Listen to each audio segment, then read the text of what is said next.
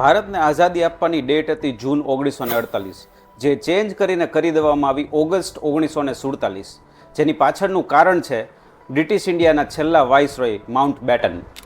Mount બેટને આ changes એટલા માટે કર્યા કેમ કે જાપાને વર્લ્ડ વોરમાં ન્યુક્લિયર બોમ્બ પડ્યા પછી અલાઇડ પાવર્સ સામે 15 ઓગસ્ટ 1945ના દિવસે સરેન્ડર કર્યું અને અલાઇડ પાવર્સમાં બ્રિટન તરફથી કમાન્ડર હતા માઉન્ટ બેટન.